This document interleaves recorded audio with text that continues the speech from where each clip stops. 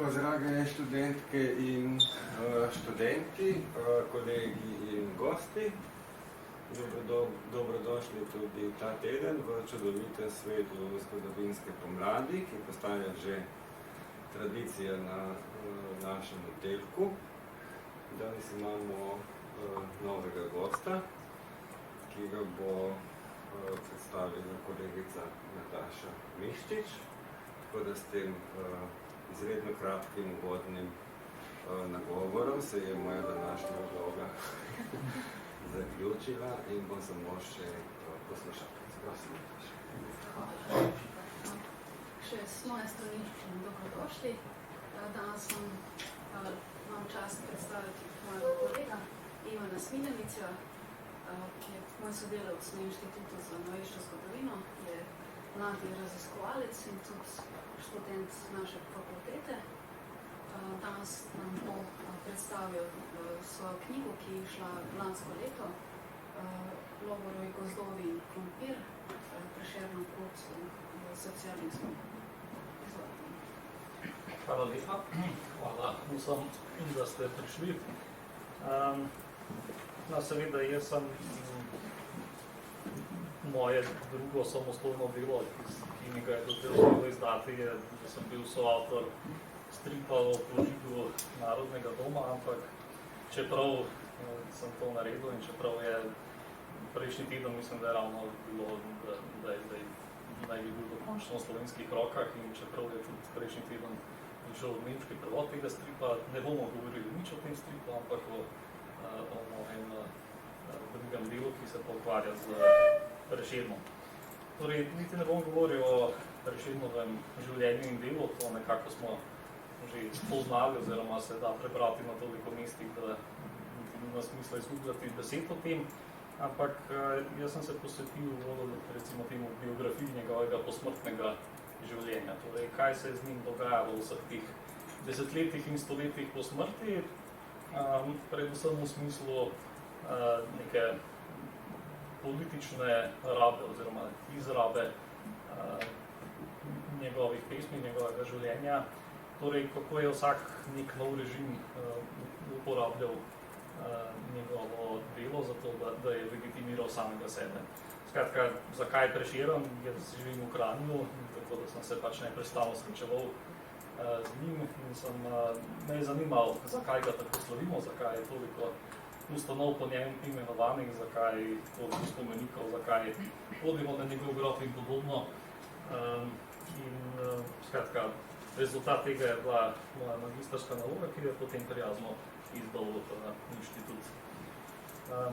Pa da se kar lotimo.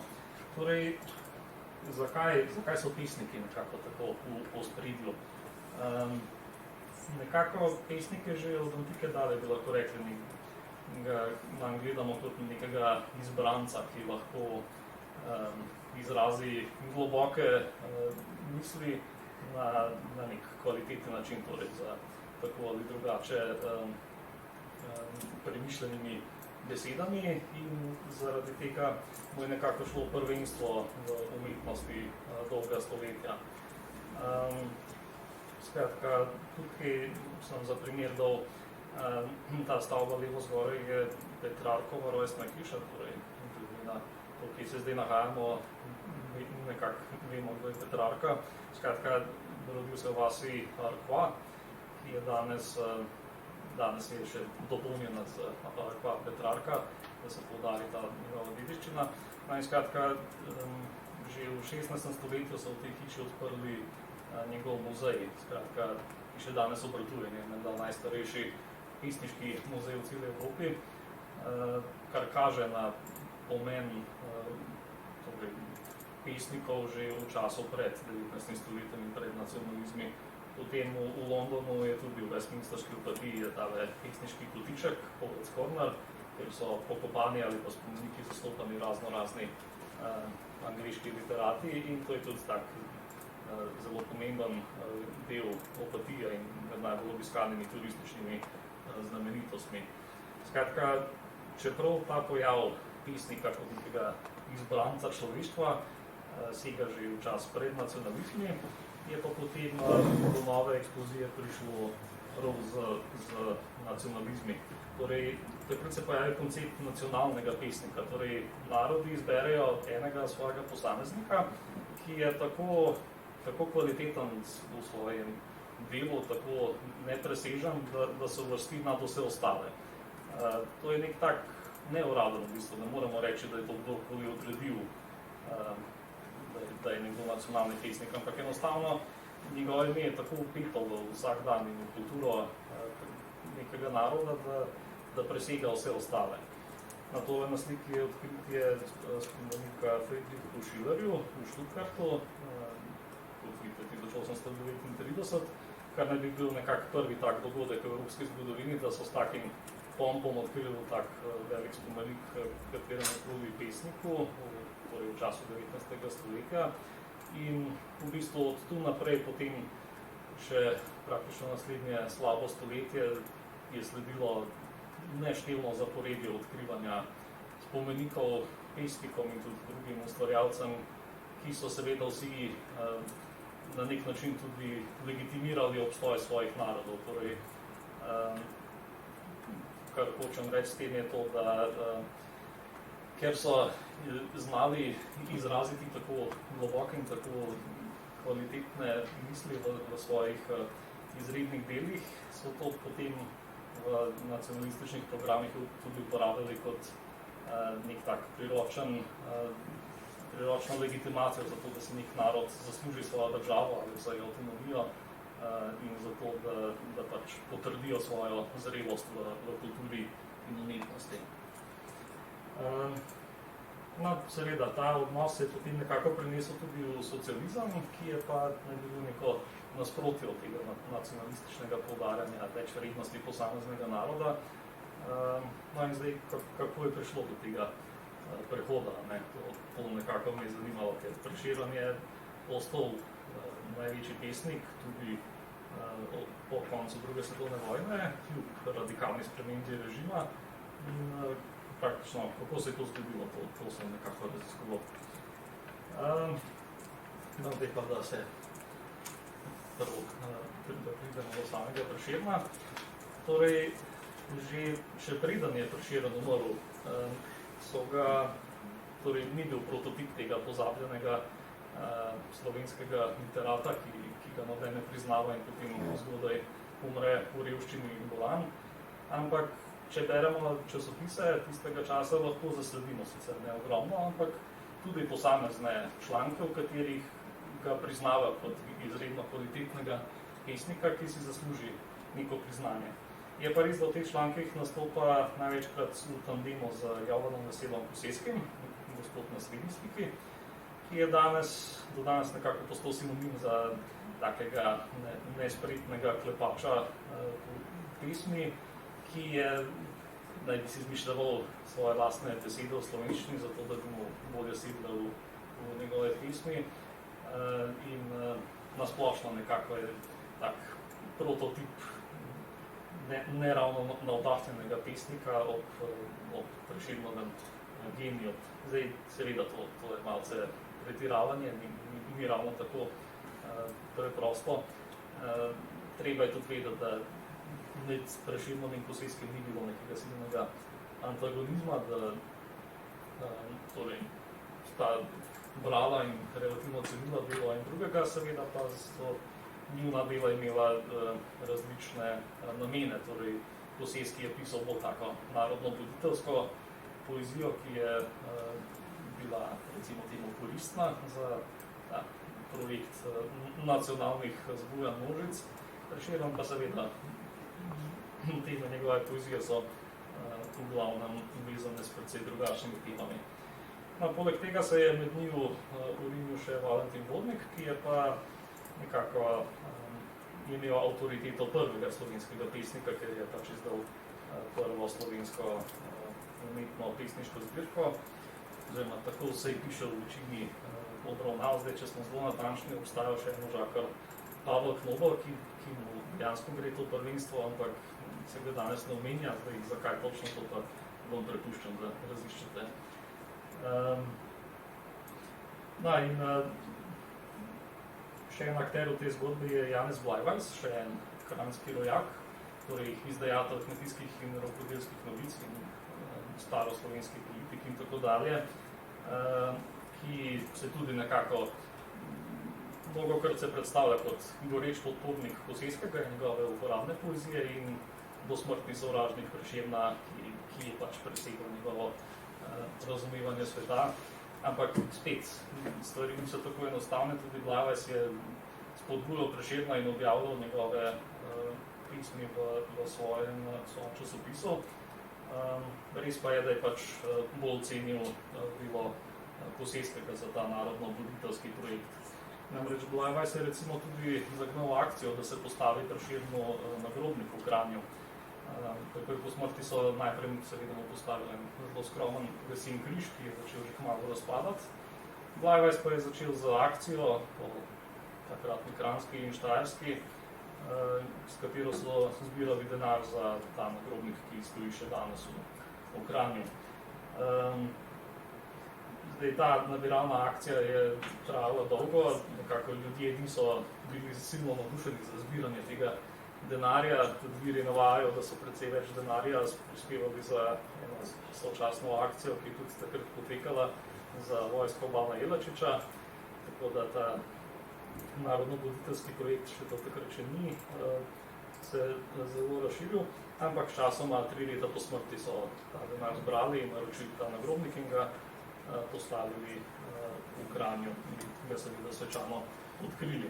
In ta grob je potem postal neka taka romarska točka za vse oboževalce Prešerna, katerega slava je v desetletjih po smrti vse bolj rasla in je nekako postal to še do danes.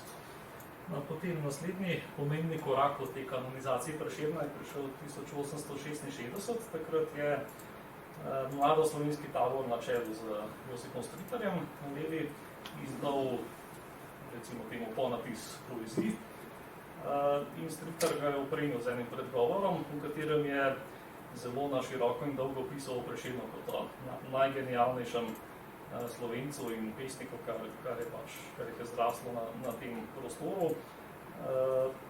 In ob tem je pa seveda tudi nekaj sulic uperil proti Blajvajsu, ki je na desni, češ kako morate častiti Koseskega, ko pa imate takega pravega genija pred sabo.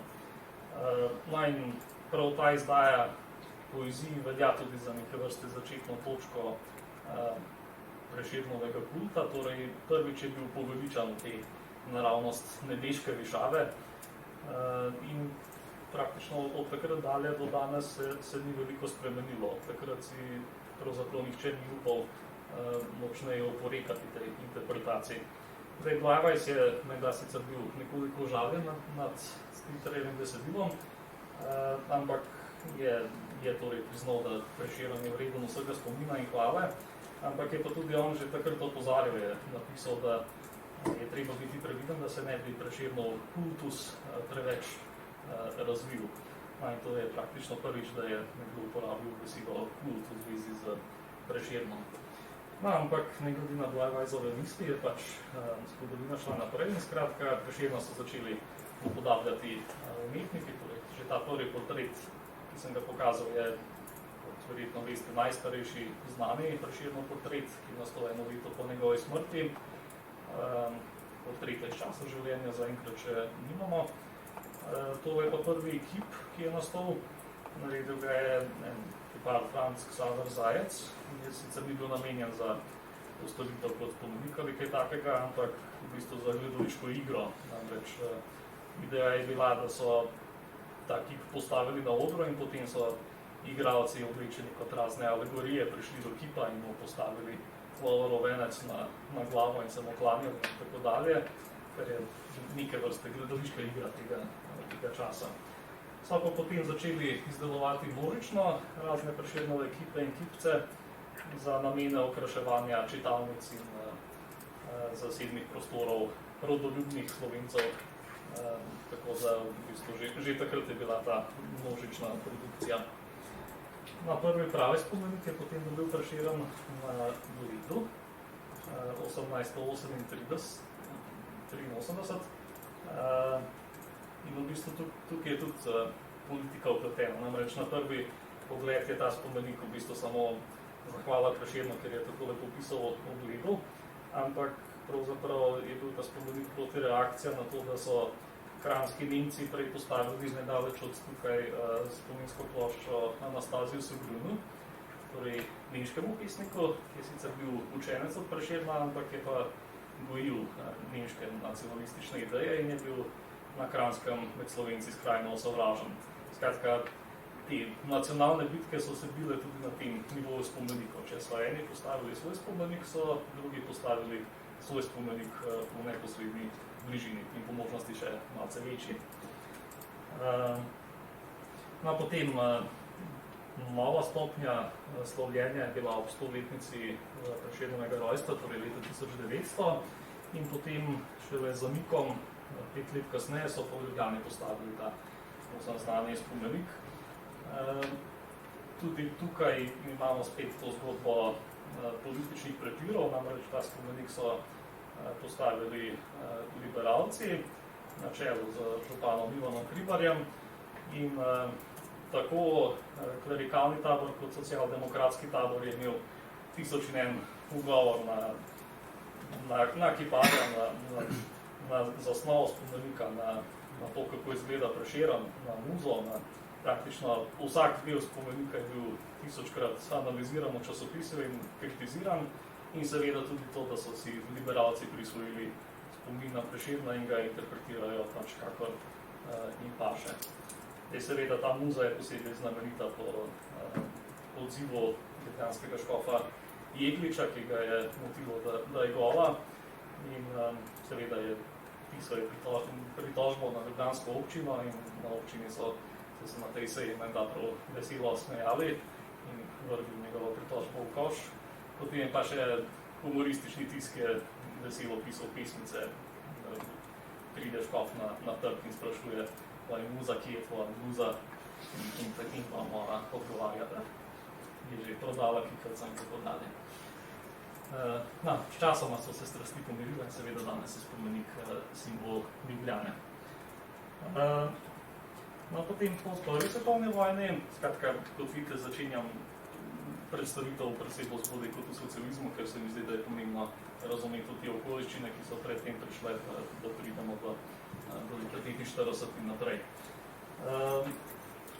Torej, po prvi svetovni vojni je spet se nekako razdelil Prešeren. Po eni strani je obstajala neka želja strani oblasti, torej kralja Aleksandra, recimo, ki tudi položil venec pred njegov spomenik v Ljubljani, da se predstavi Prešeren kot eden od predhodnikov te ideje jugoslovanskega povezovanja. To je bil takrat precej popularen projekt, da so torej skušali čim več literatov, umetnikov, politikov iz starejše zgodovine nekako prikazati kot predhodnike in idejne pobudnike jugoslovanskega povezovanja. Pri Prešernu je to bila precej šibka ideja, tako da v resnici v tej vlogi ni nikoli zares zaživel. Je pa zato nekako bolj postal simbol tistih strank in posameznikov, ki so bili proti jugoslovanskemu unitarizmu in so se zauzemali za bolj nacionalno delitev znotraj Jugoslavije. Tukaj na sliki sem pokazal spominsko ploščo, ki so postavili malce po prvi svetovni vojni na rojstni hiši njegove mame. Namreč, to se mi zdi je tak zanimiv primer slavljenja osebe, ki samo po sebi ne bi nikoli dobila kakršnikoli plošče ali spomenika, če ne bi bila v neposrednem sorodstvu z neko osebnostjo, ki pa seveda vsi poznamo. Skratka, Prešeren se je prebil med to izbrano elito, pri katerih slavimo ne samo njega, ampak obeležujemo tudi njegove sorodnike, najbližje in tako dalje, kar je vse v Sloveniji zelo redek pojav in je praktično omejen samo na Prešerna in Cankarjeva mati in mogoče še koga. Potem, pred drugo svetovno vojno so v mestni hiši v Vrbi odprli muzej. Torej, hiša je bila do takrat v zasebni lasti, ampak so jo potem z darovi raznih dobrotnikov odkupili od lastnikov in ne uredili muzej. In to je bil to tak verjetno v medvojnem obdobju največji dogodek, kar se tiče Prešerna. No, seveda, v medvojnem obdobju se začne pa tudi že recimo socialistično in komunistično interpretiranje Prešerna, ki je potem imelo tako veliko vlogo po drugi svetovni vojni. Namreč Edvard Kardel, tukaj na levi, je že v 30 letih izdal Razvoj slovenskega narodnega vprašanja, kjer je predstavil precej tak binaren pogled na dobo pred mačno revolucijo. Skratka, Prešeren in njegov krog prijateljev naj bi bili neke vrste revolucionarni demokrati, ki so se borili proti nedemokratičnemu, absolutističnemu režimu in praktično ni imel nobenih drugih podpornikov, sta pa potem recimo Fran Levstik in Ivan Cankar nadaljevala to linijo v intelektualnem smislu po njem. Medtem ko Boris Kidrič na desni je pa v krajšem spisu lik slovenske inteligence med Prešernom in Levstikom, se je pa predvsem osredotočil na staro Slovence z Blajvajzom na čelu in jih seveda skritiziral, da so bili duhovno siromašni, konzervativni, oportunisti in seveda edini, ki so se jim uspeli v prvi polovici 19. stoletja kakorkoli upreti, so bili Prešeren njegovi prijatelji. In to je nekako postavilo temelj za povojno interpretacijo Prešerna. No, kar se potem tiče druge svetovne vojne, je praktično bil Prešeren omenjen v vseh, da rečem, taborih, ki so bili vključeni v vojno. Torej, Italija ga ni zavrgla oziroma skušala skriti, ampak ga je obravnavala nekako kot dobrega učenca italijanske klasike, da rečem. Torej, nekoga, ki se je zgledoval po Petrarki in po drugih literatih in je pač dober simbol Slovana, ki hvaležno sprejema vplive italijanske kulturonosne politike in je na tej podlagi ustvaril tudi kvalitetna dela. No, in tudi v časopisi so izhajali italijanski prevodi njegovih del, torej vidite, da je bil predmenovan v Francesca Prešerna, da tudi Giulia Primic je postala italijanizirana.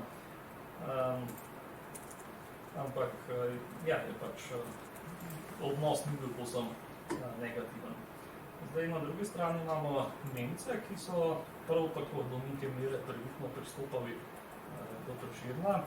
Namreč Friedrich Reiner, ki je bil recimo temu vodja Koroške med obema, med drugo svetovno vojno, naj bi se celo oglasil v Vrbi v rojstni hiši. In tudi tukaj je odlomek iz enega govora, ko naj bi bila Gorenjska pomirjena in se priključila k Koroški, torej ko je razlagal o nemškem vplivu v zgodovini tega prostora, ki bi omenil, da je Albert Reiner, Franz Prešeren, pesnikoval tudi v nemškem jeziku in hvalil njega lepoglasje. Skratka, tudi v tem kontekstu je bil Prešeren izkoriščen in je zato tudi na nek način pomagal podpirati to njihovo politiko. Oziroma še več, tudi v tistih časopisih najdemo podatke, oziroma navedbe, da so pesnika, da je pesnik v bistvu eden največjih ljudi, kar jih je dala Gorenjska in celo Blajvajza tudi on je kritiziral, čeprav je bil Nemec, kar ne potem šlo, ker je bilo vedno stvar kritike glede Blajvajza, ampak celo Nemci so se tukaj oddaljili od Blajvajza in namesto tega nekako vse v časopisu formalno podprli Prešerna. No, tukaj bi še citiral nekaj, kar sem odkril na to, da smo Kopro, je brošura, na katero sem še pozneje naletel, Gropada v NOB. Skratka, bi tudi tukaj prebral en odlomek, ki še dodatno ilustrira nemški odnos do Prešerna. Torej, gre o proslavi, ki je bila v Gropadi 8. februarja 1945, torej še pod nemško okupacijo. torej gre za spomine partizanske učiteljice Marije Milkovič. Tudi mi smo na dokaj nenavaden način proslavili našega velikega Prešerna. Ko smo vse lepo pripravili za proslavo in so začeli prihajati ljudje v dvorano, je nenadoma vstopilo 5 SS-ovskih oboroženih vojakov. Profesor Vrabec, ki je dobro obvladal nemško, jih je pozdravil in jim obrazložil, čemu se shajamo in koga pozdravljamo. Dejal je, da je za nas Prešeren isto, kakor za njih Kjete, in jih povabil naj prisedejo. Posedli so se kar v prvo vrsto, se odkrili in čakali. Za začetek smo namesto partizanske pesmi, kot je bilo v programu, zapeli pesem Naprej zastava slave, ki je bila takrat jugoslovanska himna. Nato smo nadaljevali s petjem in recitacijami Prešernovih pesmi. Ko smo končali, so tudi Nemci zaploskali, nato so stali, se nam zahvalili in odšli. Takrat smo se vsi pošteno oddahnili. Skratka, tudi med drugo vojno je Prešeren imel veliko obrazov, nihče, celo okupator, ga ni zavrgel že vnaprej, ampak vsi so skušali tako ali drugače izkoristiti njegov potencial. No, seveda, najpogosteje so se na Prešerna sklicevali Slovenci in med njimi partizani. Torej, partizanstvo se je nekako videlo kot Prešernov duhovni naslednik, torej borci za njegove ideale, svobode in enotnosti. Prešeren je pa postal simbol teh idealov, za katere so se borili. Skratka, Prešernove verzije so lahko zelo pogosto najdemo v partizanskem tisku, bili so neprestano v časopisih. Radio Kričač je imel eno oddajo, ki je bila posvečena njemu. Organizirali so razne tajne proslave, izbirali so si partizanska imena, ki so prihajala iz Prešernove poezije, nastala je Prešernova brigada in tako dalje. Zaveda, na drugi strani so domobranci očitali to v njihovem prisvajanje slovenske kulture, da z njimi samo skušajo zakriti svoje zločine. Tako, recimo v reviji Slovensko domobranstvo je išel poziv: Domobranci, vi ste poklicani, da z rdečih praporov odstojencev našega rodu strgate imena našega in vašega Cankarja, Prešerna, Levstika, Grigorčiča, Kosarjeva, Gubca. Tista imena, ki so si jih prilastili in nadeli, da bi krona in duša slovenstva krila in opravičevala njihovo izdajalsko početje nad narodom in njegovimi velikimi zgodovinskimi mejniki. In potem še naprej, kot neposredni nagovor partizanom. Neko brigado ste krstili za Prešernovo. Volkovi, tu ste spet zlezli v ovčje oblačilo. Povejte, kje je zapisano Prešernovo izročilo našim mladinim, češ pojdi v gozdove venarit, past uši, ropat kmetu živino iz hlevov, žito iz žitnic. Ne boste naslepili, preveč blata imate v svojih gnilih možganih, da bi se mogli šteti k naslednikom Gregorčiča ali Prešerna. Besede, ki bi mogoče še danes lahko na kakšnem forumu najdli, so bile že takrat seveda prisotne in tudi to prisvajanje Prešerna kot nekega takega duhovnega velikana. Zdaj tole na sliki je pa izdaja Zdravljice, ki je šla ob 100-letnici njenega napisa 1944.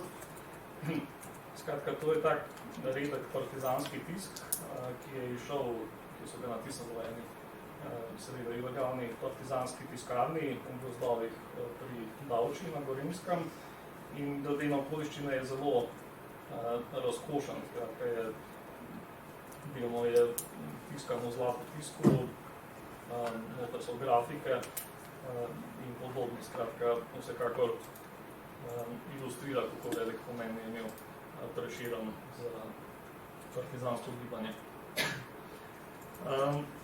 Potem pridemo skoraj do konca vojne, torej na začetku leta 1945 je bil 8. februar razglašen za Prešernov dan. Torej, to so razglasili s tem posebnim odlokom. Zdaj, zakaj ta dan smrti, ne dan rojstva? Namreč, kot kaže, so želeli partizani ta dan praznovati še pred koncem vojne in seveda 8. februar pade prej kot 3. december. Poleg tega pa je tudi Josip Vidmar pozneje rekel, da zato, ker je delo končano ob smrti, in zato proslavljamo Prešerna v tem trenutku in ne ob rojstvu. To je bila neka logika in se pravi, s tem je bil postavljen temelj za praznik, ki ga imamo še danes.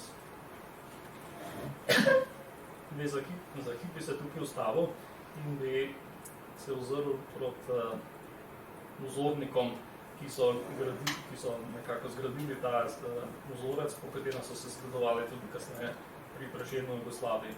Namreč Sovjetska zveza je pri tudi tak odnos pri slavljenju pesnikov ubrala pri Puškinu, torej njihovem, recimo največjem nacionalnem pesniku, ki je tudi, se pravi, ob 100-letnici smrti 1937 so se v Sovjetski zvezi res tako ogromne in vseobsegajoče proslave pričele, vse povsod po državi, torej od univerze do zadnjega kolhoza.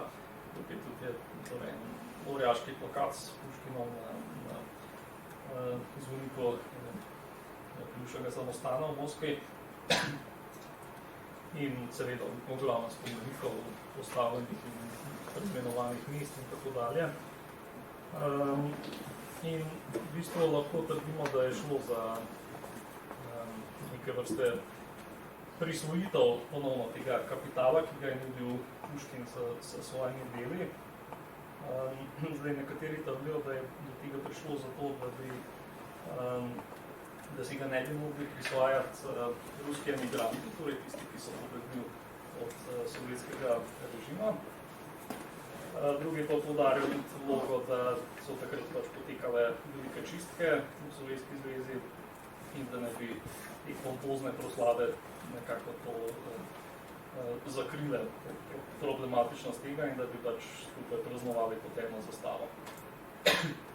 Seveda Puškin je bil tukaj nekako iztrgan iz svojega konteksta in spremenjen v simbol sovjetske oblasti in jo je skušal tudi na ta način legitimirati. Istočasno je bilo pa tudi to, torej, da seveda se je pojavil nek tak anti-intelektualizem pri teh proslavah, torej v smislu, da nima smisla, da se pišejo nove in nove knjige in članki o Puškinu, ampak da ga je treba dati ljudem, torej da morajo ljudje sami brati njegova dela in jih seveda razumevati v skladu s tem, kot je bilo predvideno. No in nekako po tem vzoru so si vse države vzhodnega bloka po drugi svetovni vojni izbrale bolj ali manj primerne nacionalne pesnike, seveda pa so potem vsi v tem njihovem kontekstu postali revolucionarji, zgodnji socialisti, uporniki in tako dalje, čeprav so seveda mogli pri tem krepko prikrojiti marsikatero biografsko potezo. To je še ena slika iz Puškinove proslav, skratka, res je Puškinova slika tam, ampak sta tudi kip in slika ostavljena. Tako da je jasno, da Puškin sicer je tukaj prisoten, ampak ni pa glavni. No, kar se tiče Jugoslavije,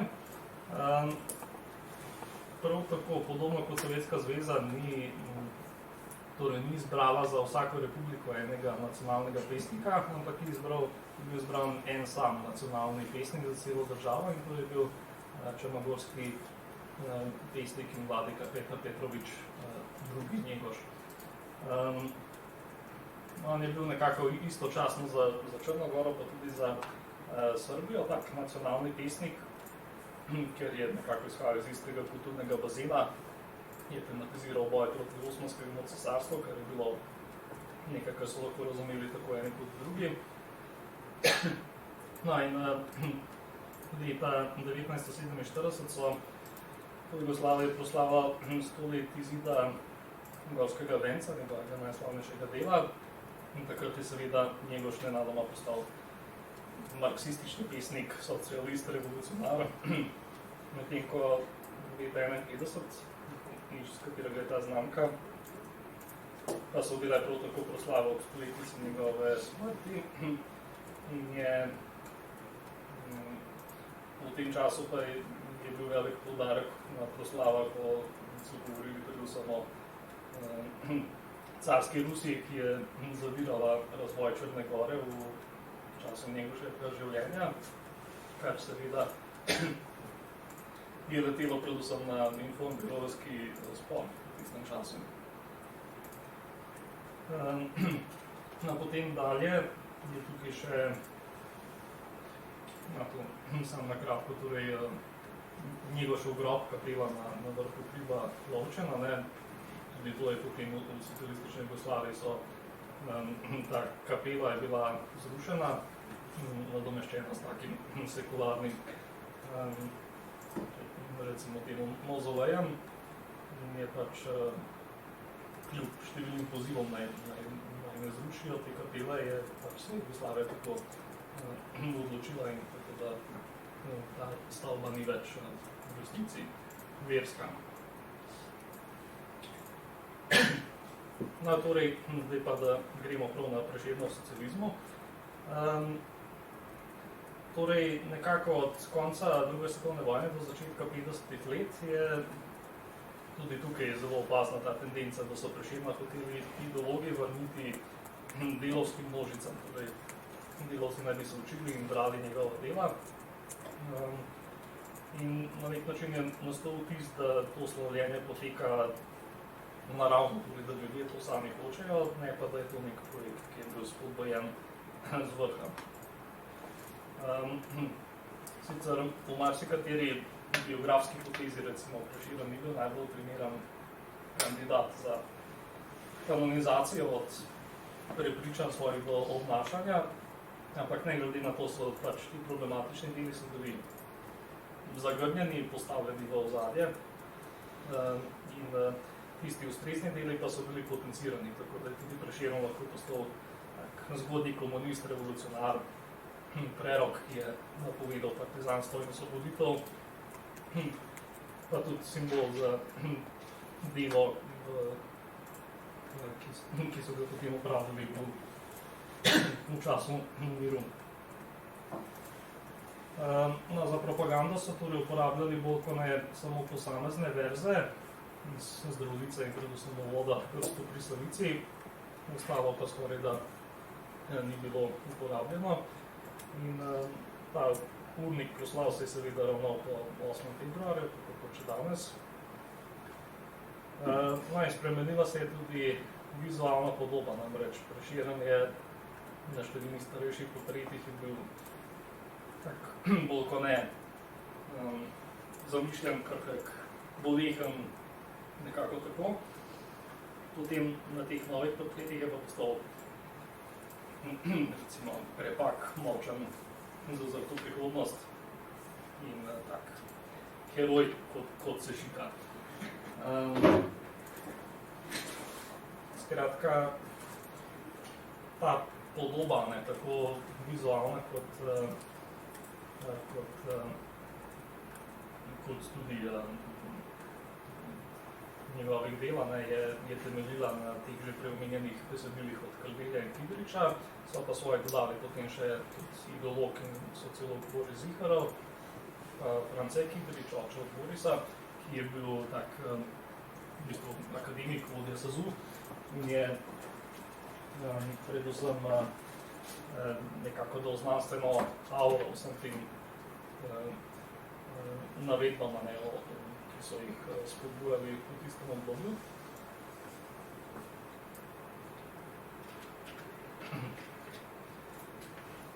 Ker je bil zelo obseden z Prešernovo biografijo, torej s pismimi se ni ukvarjal in menda je bil sposoben tudi po več ur predavati o spremembi ene same hišne številke na hiši, v kateri je živel Prešeren. Skratka je dajal to znanstveno podlago ugotovitvam, ki so jih seveda ljudje brali lahko v časopisih in drugod. In na ta način je potem nastala neka, recimo, paralelna Prešernova biografija, torej, ki je bila ustrezna novim razmeram. Skratka, v smislu, da je Prešeren rojen v kmečkem sloju in da je se od otroštva že boril proti klerikalizmu in družbeni neenakosti, da se že od malega boril za slovenščino in proti konzervativnemu režimu, potem, da so njegove nesrečne ljubezni posledica bodisi zatohlega meščanskega okolja ali povzpetnosti žensk, s katerimi je bil. Da, in skratka je umrl nesrečen in zato, ker je bil nerazumljen. Skratka, vse te njegove napake je možno pojasniti z vplivi okolja, ki mu ni bilo naklonjeno. Pa tudi v idejnih nazorih, torej je zavračal religijo, od buržoazne je uspel preiti k proletarski miselnosti in vsi, ki se z njim niso strinjali, se je izkazalo, da zavirajo slovenski nacionalni razvoj. Torej, tudi podpiral naj bi kmete in je bil proti Nemcem, bil razočaran nad buržoazijo, navdih za svoje pesmi je črpal iz ljudske umetnosti, ni bil značilen romantik, ker se ni izgubljal v oblakih, ampak je reflektiral svoj čas in njegova revolucionarnost in tako dalje. Skratka, nastala neka nova Prešernova podoba, ki je pač bila seveda popolnoma v skladu z novo doktrino. Torej, prav tako so menili v vseh teh člankih, da so po smrti Prešerna sicer častili, ampak s takimi praznimi frazami, ki so samo dokazovali, da nihče ni razumel njegove veličine. Pa seveda posamezni nadarjeni ustvarjalci nadaljevali njegovo izročilo, torej od že omenjenih Levstika, Stritarja, Simona Jenka, Jurčiča, Tavšarja, Moderne in potem seveda partizanov, ki naj bi po pravici tako pogosto omenjali pesnika. Ena zanimiva primerjava oziroma trditev, ki sem jo tudi našel, je bilo, da je bil Prešeren zelo navdušen nad jugoslovansko ustavo. Namreč, ni si mogoče misliti, da bi pesnik, ki v glosi in elegiji tako demonstrativno postavil na sramotni oder dobičkarstvo nekaterih krogov, ne razumel naše borbe proti špekulaciji. Ali da bi pesnik nezakonske matere in omenitve tega socialnega problema v Ponočnjaku in romanci od Strmega gradu ne soglašal s členom v naši ustavi. Pesnik judovskega dekleta ne z njenim členom 21 in kdo bi dvomil, kakšno veselje bi moral imeti členom 37 naše ustave, pesnik, ki je v samletnem vencu in drugod tako visoko dvigal pomen pesmi, da se tako ogorčeno boril v raznih pesnitvah proti šikanam cenzure, v Orglarju pa je postavil besedo za svobodo umetnosti Trajan Strmenič. Skratka, Prešeren naj bi bil torej navdušen nad jugoslovanskimi ustanovnimi dokumenti. No in seveda, da bi Prešeren izgubil vsako, recimo temu, nemško potezo, so tudi v letih po drugi svetovni vojni prevajali vse pesmi, ki jih je napisal v nemščini, v slovenščino. Organizirali so številne množične proslave, predvsem v Vrbi, ki je bilo veliko. Tole je en tak zanimiv okras iz Kranja, tik po drugi svetovni vojni, skratka, neka priložnostna dekoracija v eni tovarni. Tole so pač poezije, simbolne, tale polkrog, ki naj bi bil očitno venec okoli poezij, pa je v resnici guma iz kranjske tovarne Save. Skratka, popoln spoj slovljenja pesnika in njegove proletarizacije, recimo. Tole pa še par fotografij za ene prvih povojnih proslav na Vrbi. Torej, proslave so bile množične, udeležilo se jih je na tisoče ljudi in tudi politični vrh je bil tam. Prvi sliki levo zgoraj se med drugim vidijo, torej tako France kot Boris Kidrič, pa tudi Josip Vidmar in nekaj drugih ministrov. Seveda tiskali so množično tudi njegove slike, veliko je bilo raznih razstav, tiskali so njegove rokopise, oziroma če smo natančni, France Kidrič je izdal poziv, da naj vsi, ki še imajo Prešernove rokopise v zasebni lasti, da naj jih predajo, torej bi bili de facto zaplenjeni, a ne zato, ker naj bi šlo za narodno lastnino, ki ne sme pripadati nobenemu posamezniku in se ne preseneča, da se nihče ni javil. No, je pa tudi zanimivo, torej, tudi glede na to, da smo v Kopru, bi še omenil en dogodek iz tega obdobja, ki pa je segel torej izven jugoslovanskih meja, namreč na gimnaziji v Gorici so imeli proslavo leta 1949 in potem je Primorski dnevnik poročal. Prešernovo proslavo so hoteli prirediti tudi v Gorici v šolskem domu. Dijaki so dvorano lepo okrasili in pod Prešernovo sliko izobesili jugoslovansko in slovensko zastavo ter peli partizanske pesmi. To je silno razburilo domobranske profesorje. Zahtevali so, da dijaki zastavo takoj odstranijo. Naša mladina pa se v teh stvarih ne pusti ukazovati, posebno pa ne od kvizlingovcev in njihovih prijateljev. Zato so jim profesorji onemogočili proslavo. Dijaki so nato odšli v razrede ter tam proslavili Prešerna. Razrednik je v ta namen v vsakem razredu imel kratek govor. Le zagrizani delogardisti in bivši domobranski nadporočnik profesor Rakovec je z nekaj učenci v svojem razredu intoniral švabobranske pesmi. Skratka, tudi na tem prostoru je še dodatno imel Prešeren to konotacijo kot simbola jugoslovanskih prizadevanj in socializma, ki je tukaj trčilo druge, ki so jih sicer tukaj seveda tendenčno obsodili drugih prepričanj, ampak kaže, kako močan simbol je bil Prešeren že takrat. No, na kratko bi opisal, torej se mi zdi pomembno, kaj se je dogajalo v Kranju v tem obdobju, ker je Kranj nekako postal center teh vseh Prešernovih proslav in prizadevanj v tem času. No in tale možakar na sliki je v bistvu odgovoren pravzaprav za to, da so se vsi ti številni projekti začeli. Skratka, imeno je bilo Črtomir Zorec in ta Črtomir je očitno mu je bilo že v zidko položeno, da se bo ukvarjal s Prešernom. Njegov oče je bil velik ljubitelj Prešerna, tako da ne preseneča, da njegova sestra se je imenovala Bogomila. In je v bistvu ni delal v kulturi, bil je strokovnjak za tekstil, ravnatelj tekstilne šole, ampak vedno je oboževal Prešerna.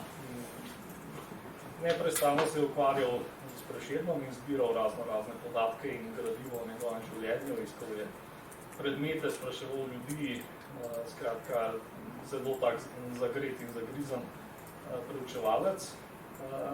In seveda del tega je bilo tudi to, da se je loteval ogromno nekih projektov v Kranju povezanih s Prešernom.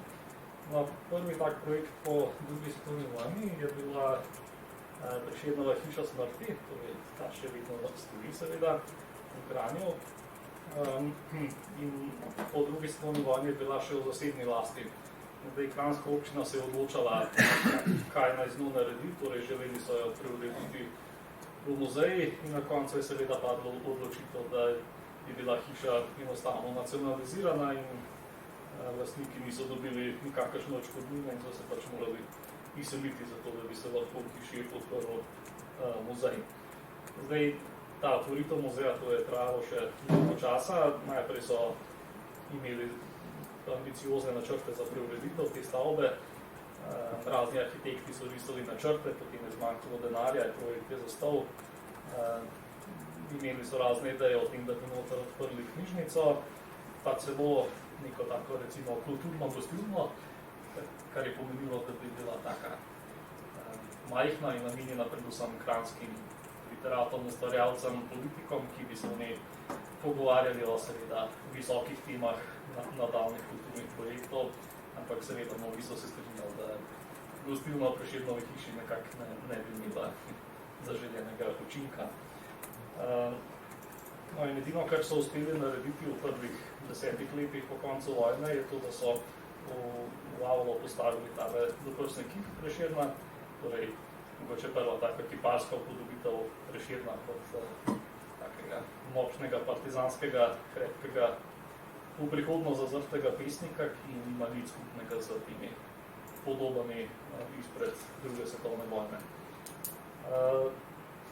No, poleg tega so se v tem času celo pojavile ideje, da bi morali Prešernove posmrtne ostanke izkopati iz njegovega groba v Kranju in jih prenesti v Vrbo.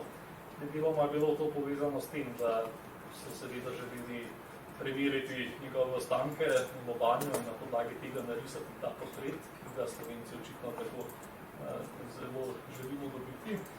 Delno pa naj bi nekako se spodobilo, da so njegove ostanki v rojstni vasi. Seveda v Kranju so bili ogorčeni in silno proti in omenjeni Zorec se je toliko časa boril, dokler ni svečano obljubil, da bojo v Kranju lepo poskrbeli za grob in da naj ga ne vzamemo. In potem so v Ljubljani odstopili od tega projekta. No in del te obljube je bilo torej, da se preuredi kranjsko pokopališče, na katerem je bil pokopan Prešeren v nekak spominski park. Danes se mu reče Prešernov gaj. Vmes je bila še ideja, da se imenuje, torej da ni samo Prešeren zastopan v imenu, torej da bi mu rekli gaj pesnikov Prešerna in Jenka.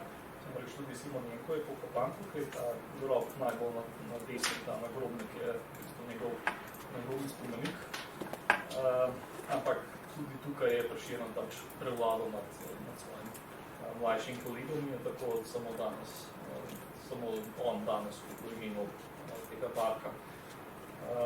Skratka, kot omenjeno, to je bilo bivše pokopališče in potem so enostavno izkopali večino grobov in prenesli na novo lokacijo. Del grobov pa nikoli ni bil prekopan, tako da še danes je to v resnici delno pokopališče, samo da ni označeno. In seveda tudi Zavod za varstvo dediščine se bil to je pa pač pregloboko v tem prostoru. In tam, kjer je ta lopa na levi strani, tukaj je bila včasih pokopališka kapela, ki seveda je bila verski simbol, ki ni šel skupaj z tem sekularnim parkom, tako da je bila porušena in je bila zgrajena ta lopa, ki stoji še danes. No in največji projekt, ki je zaokrožil to prvo fazo, v začetku 50-ih let obeleževanja Kranja s Prešernom je bila postavitev tega spomenika. Namreč kipar, ki je naredil že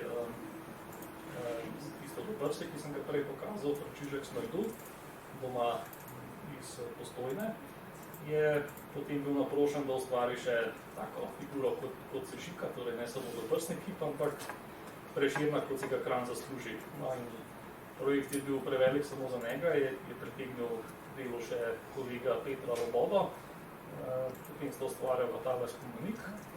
Menda sicer zelo brez kakršnekoli harmonije, sta se neprestano kregala o podrobnostih in predvsem Loboda naj bi takrat, ko ni bilo Smrduje v ateljeju, ker po svoje popravljal stvari in malo da ne, da se mu ni zrušil, oziroma glinena gmota, ampak nekako sta srečno zaključila za delo in potem so taki prenesli v Kranj in ga slavnostno odkrili potem konec leta 1952.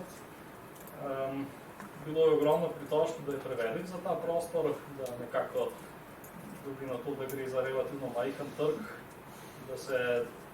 da je prevelik enostavno, da prvotne ideje so bile, da bi stal na neki razgledni lokaciji nad Kranjem in se zaziral v svoje mesto, ampak pač tako tukaj so ga postavili in kljub številnim kritikam in pritožbam je tako tudi ostalo, tako da je še danes na tem mestu.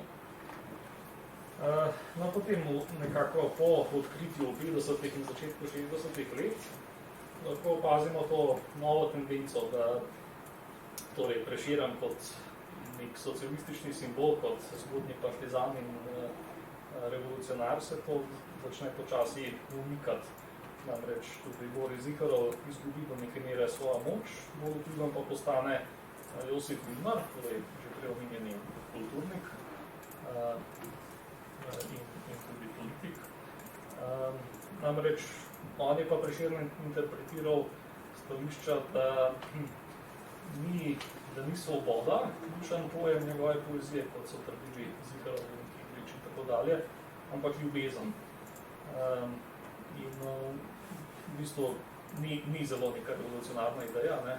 Ampak v tem kontekstu je bila nekaj posebnega, ker je pač Vidmar kot nekdo, ki je sodeloval v tem režimu, je predlagal nekaj novega, torej nekaj, kar ni predstavljalo Prešerna kot revolucionarja, ampak ga je ponovno vzpostavljalo kot romantičnega pesnika.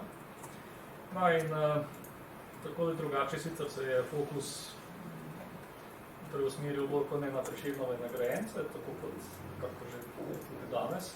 Kratka, več je bilo govora o uspehih in delih nagrajencev, kot pa o samem Prešernu. Seveda so se pa nadaljevali vsi ti projekti, torej množično so prevajali pesmi in tako dalje. No, iz to je tak zanimiv primer, torej bengalski prevod Prešerna. Torej, nek hindijski profesor se je preko sodelovanja z jugoslovanskimi kolegi zelo zagrel za Prešerna in je samo iniciativno prevedel del njegove pesmi. No. Skratka, redka knjiga. Na Kranju je v tem času, torej leta 1954, je obiskal Prešernov gajni grob Josip Broz Tito z ženo Jovanko. In skratka, iz časopisov ni razvidno, da bi kaj globokega povedal o Prešernu, ampak je to ostala njegova opaska, da je grob malo preskromno urejen. In to se je potem črtom izorec silno vzel k srcu in je potem še 20 in 30 let poznaje to ponavljal, da je treba to vendarle urediti in končno ulepšati Prešernov grob, tako da bi bil dostojen Tita. No, istočasno so se še vedno ukvarjali s to hišo smrti od Prešerna.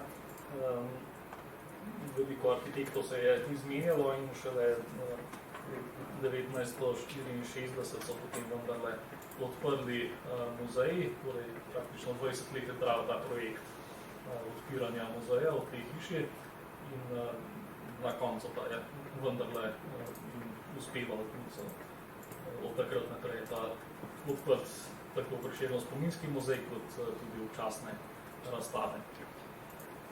Potem dalje, torej nekako od sredine 60-ih let do začetka 80-ih, se mi zdi, da lahko spremljamo neko počasno izgubo zanimanja za Prešerna. Torej, proslave so še bile, ampak so se nekako izpele.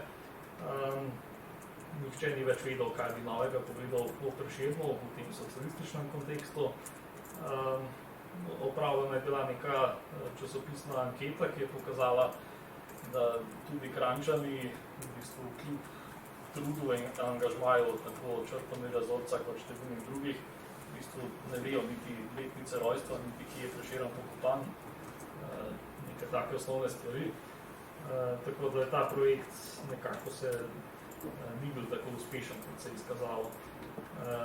In v tem času se je nekako bolj preselil Prešeren v akademske sfere, recimo torej od njega so začeli izdajati strokovna dela Janko Kos, Boris Paternu, razno poljubno znanstvena dela so se pojavljala. Ena knjižničarka v Nuku je izdala Prešernovo bibliografijo, se pravi praktično 20 let je zbirala vse gradivo, ki je šlo o Prešernu v začetka 70 let in je nabralo okoli 7000 enot. Potem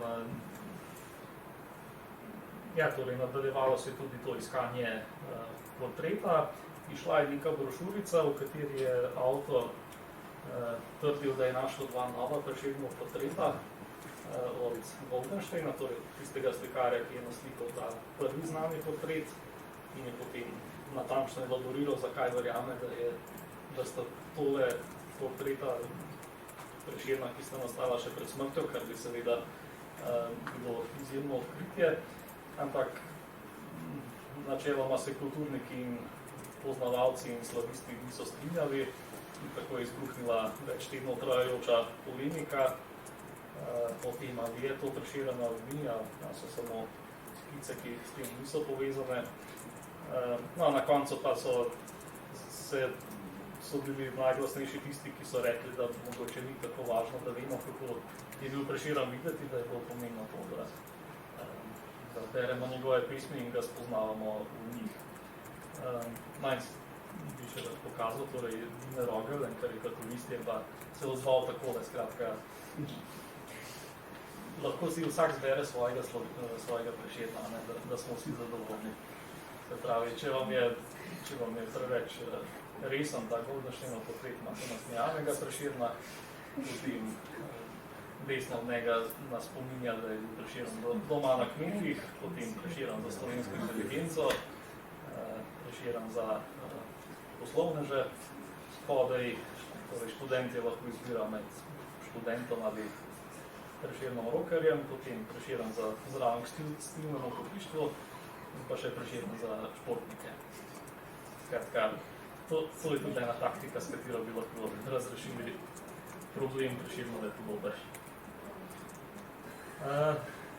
No, torej, v Kranju so medtem tudi zaživele aktivnosti okoli Prešernovega groba. Namreč Črtomir vzorec je, to še mimogrede spet Prešernovi verziji na spomenikih, so bili tudi popularni v tem času, nekako 70 leta so se pogosto pojavljali, predvsem te znani verziji iz Vodah Krsto pri Savici, ki so pač postali tak primeren simbol boja do smrti, torej bolje je umreti, kot pa živeti v suženstvu, tako da so to bile popularne besede, ki so jih klesali na spomenike.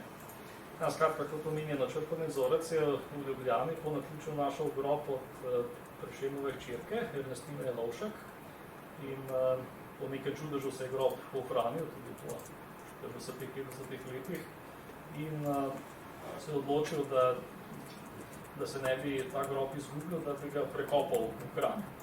To je res bila akcija, skratka je organiziral, so izkopali njene ostanke, nisel jih je celo na Ljubljansko biotehniško fakulteto, da so jih premerili in mu podali rezultate, in potem so jih res prekopali v Prešernov gaj, tako da je danes Ernestina Jelovšek res pokopana zraven očeta.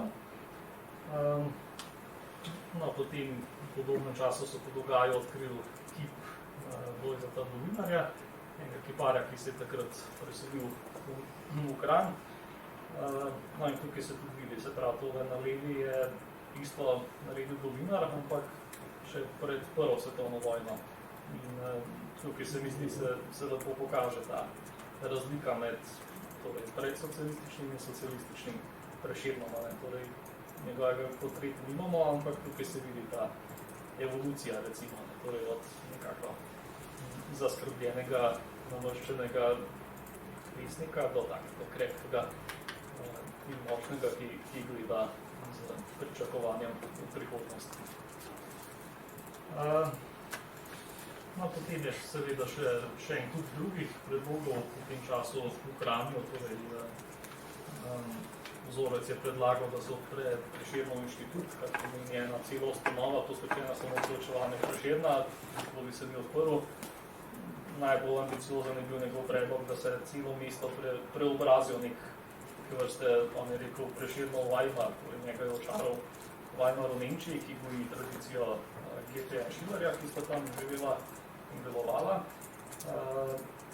Ampak potem kupitev naj bi tudi Kranj nekako spremenili, tako idejno kot arhitekturno, kot tako kulturno mesto, ampak seveda načrt nikoli ni bil uresničen. Potem ostanejo samo še 80. leta, torej tukaj se mi zdi, da je tale naslovnica Teleksa precej pomenljivo, oziroma da dobro zajame bistvo tega obdobja. Namreč takrat je nekako izgubljen Prešeren razpet med to, ali zdaj pripada državi ali njenim državljanom, ali pripada, oziroma ali simbolizira jugoslovansko povezanost med narodi, ali je bolj simbol zdaj slovenske samobitnosti, pa tudi ne nazadnje zdaj v imenu koga je pel svoje pesmi, ali partizanov ali domobrancov. In predvsem ti njegove verziji Slovenec se že ubija Slovenca brata, oziroma že mori, je postal pogost moto v teh prvih razpravah o povojnih pobojih v tem obdobju. Nekako praznovanja so precej postala prazna. in iskanje tega, kaj lahko pove Prešeren v tem času, je bilo precej brezplodno. Torej, niso več verjeli, da lahko nagovarjajo njegove ideje takratno realnost. Recimo, nenavadno je, da se je pojavil Prešeren celo v nekako rumenem tisku, torej so razni novinari so odkrivali take pikantne podrobnosti iz njegovega življenja. Vseeno pa je seveda še naprej ostal kanoniziran. Recimo, tik pred osamosvojitvijo so postavili tale znani relief od Primice Judije tudi na Prešernovem trgu. Verjetno veste, da gleda njen kip njegovega na trgu, kar je spet en tak primer, tako kot prej s tisto ploščo materi, torej sama Julija Primic ne bi nikoli dobila spomenika, če ne bi bila povezana z Prešernom. No in proti koncu 80. let se Prešeren pojavil vse v nacionalnih okvirih, torej tudi Zdravljica je postopoma premagala naprej zastava slave v teh bojih, ali katera je bolj primerna za nacionalno himno in seveda potem se uveljavi dokončno kot himna. No, v Kranju je v tem času mogoče posredno s Prešernom povezan največji uspeh, da so nekoliko rehabilitirali Janeza Blajvajza, torej Blajvajz se je rodil v isti ulici, v kateri je Prešeren umrl, ampak seveda zaradi te njegove domnevne nastrojenosti proti Prešernu, pa tudi nemškega porekla in sodelovanja z avstrijsko oblastjo in tako dalje, je bil v Jugoslaviji deležen prezira in pozabe. Na 80. letih pa so ga začeli raziskovati ne zgodovinarji, ampak veterinarji, ker Blajvajz je bil tudi veterinar in tako so skozi zadnja vrata nekako veterinarji odkrili, da je Blajvajz bolj pomemben za slovensko politično zgodovino, kot je veljalo, tako da je so mu uspeli skratka takrat odkriti rojstno hišo, ploščo na rojstni hiši in ga s tem nekako rehabilitirali vsej do neke mere. Ta postopek pa v bistvu teče še vse do danes. No, v Kranju smo dobili še en Prešernov kip. Ta je zanimiv, ker je mogoče tak zadnjih izrazov jugoslovanskega bratstva in enotnosti. Namreč tega Prešerna je naredil srbski kipar. In to že v 50. letih, namreč v Beogradu obstaja osnovna šola, ki se imenuje po Prešernu, da je imenovana na pobudo Perce Kardel, torej žena od Edvarda. In en njihov učitelj tehničnega pouka je ustvaril ta kip.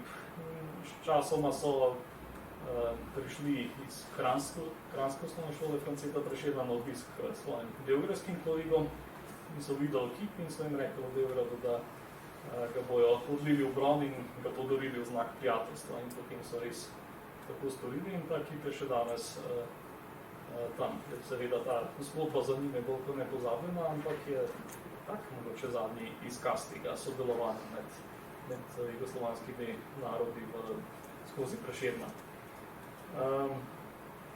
No, istočasno v Prešernovem gaju so se medtem spopadali z vandalizmom, večkrat so grafitirali in rušili tako Prešernov nagrobnik kot ostale spomenike. Začeli so pa ostro kritizirati tudi samo ureditev gaja. Zdaj to, da je bilo pokopališče tako zlahka odstranjeno in veliko grobov uničenih, je postalo predmet kritike, pa tudi sama ta ureditev gaja, tudi ta lopa, ki so postavili na mestu kapelice, je naenkrat postala tak neuporaben hangarski objekt in ne vem, kako se mu še vse rekel, tako da so tukaj bile ostre kritike. No in konec 80. let je Črtomir Zorec zaključil svoje življenjsko delo, je objavil tole knjižico o Prešernovih stopinjah in je zbral praktično vse, kar je odkril o Prešernu v tem času in v bistvu to je povzetek njegovih dolgoletnih raziskav. Par let pozneje, malo po osamosvojitvi Slovenije, pa je Zorec umrl. No in skratka, tako smo zdaj prišli, ko sem predolbil, do osamosvojitve, torej ne glede na to, kako obračamo, je Prešeren tako v socializmu, kot tudi v vseh prejšnjih režimih bil in ostal kulturna ikona. Torej, ne glede na to, kdo je bil na oblasti, nihče ni zares mogel omajati pomena Prešerna za Slovence. Torej, najbolje, kar so si lahko storili, je bilo to, da so v njem skušali poiskati tiste odlomke in biografske opombe, ki so se lahko prilegale tem idejam, ki jih je imel pač takratni aktualni oblastnik. Skratka, nekako lahko bi rekli, da je bil Prešeren prevelik, da bi ga lahko kdorkoli ignoriral, so ga pa seveda oblikovali po vlastni potrebi. Skratka, preko vseh teh sprememb od Avstro-Ogrske do Kraljevine Jugoslavije, do druge svetovne vojne in potem socializma smo prišli do današnjega dne, ko je seveda še vedno naša nacionalna ikona in kulturna ikona, ki seveda jo poznamo v šolah in posvečamo veliko časa in energije, da se z njim ukvarjamo. No in tole sem zdaj našel na Facebooku od Kranjske kulturne oziroma turistične organizacije, torej zdaj lahko kupite kopijo tega spomenika tudi kot čokolado. Skratka, to želim povedati, ne, da lahko se danes tudi nekoliko namuznemo od teh idejah, ki je Prešeranih zgodnji komunist in revolucionar in prerok in vse to, ampak tudi današnji čas ima nekatere nenavadne, recimo temu, interpretacije Prešerna, torej, da pesnika uporablja kot neke vrste blago, ki ga lahko prodajamo in njegovo delo in življenje in spomenik tudi. Tako da, v bistvu, lahko se vprašamo, a je to blagovljenje Prešerna kaj boljše od predstavljanja Prešerna kot zgodnjega komunista, ampak to svoje odgovor tudi že jasen naprej. Tako da jaz se vam zahvaljujem za pozornost. Bom tukaj končal, če so še kakšno vprašanje, sem na voljo seveda. Hvala.